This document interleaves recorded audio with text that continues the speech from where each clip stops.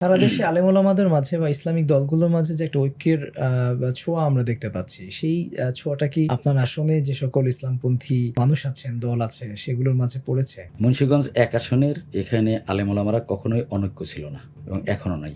এখানে কওমি, আলিয়া, জামাত, হেফাজত, তারপরে ইসলামী আন্দোলন, খেলাফত আন্দোলন, খেলাফত মজলিস, ঠিক আছে, জমিয়াতে ওলামাই ইসলাম, তাবলিগ জামাত, ঠিক আছে। আমাদের মুন্সিগঞ্জ ১ আসনে এখানে একেবারে সৌহার্দ্যপূর্ণ একটা অবস্থান আমাদের। কখনো এখানের কোনো আলেম বা কোনো দল অন্য আরেকটা দলের বিরুদ্ধে, আরেকজন আলেমের বিরুদ্ধে কখনো কেউ কোনো উক্তি করেছে আমার জানা নেই, এবং এ ধরনের পরিবেশ আমাদের এখানে ইনশাল্লাহ সামনেও হবে না। আমরা সবাই মুন্সিগঞ্জের আলেম ওলামারা আমরা ঐক্যবদ্ধ আছি। আপনার আসনের অর্থাৎ সিরাজদি খান এবং শ্রীনগর এই অঞ্চলের মানুষদের আয়ের প্রধান উৎস কি? এখানে আয়ের প্রধান উৎস হলো মুন্সিগঞ্জ বাংলাদেশের ভিতরে ধনী জেলাগুলোর ভিতরে একটি জেলা। এখানে প্রচুর মানুষ, আমার প্রিয় এই মুন্সিগঞ্জ ১ আসনের ভাই এবং বোনেরা যারা প্রবাসে থাকে, এরা হাজার হাজার কোটি টাকা এদেশের জন্য তারা রেমিটেন্স হিসেবে তারা প্রেরণ করে।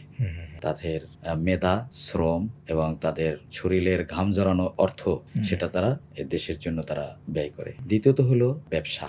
এখানকার মানুষের ব্যবসা, ঢাকাতে যদি আপনি খোঁজেন, বিশেষ করে ইসলামপুর, নবাবপুর, ঠিক আছে, এই অঞ্চলগুলোতে যদি আপনি দেখেন, একচেটিয়া মুন্সিগঞ্জের।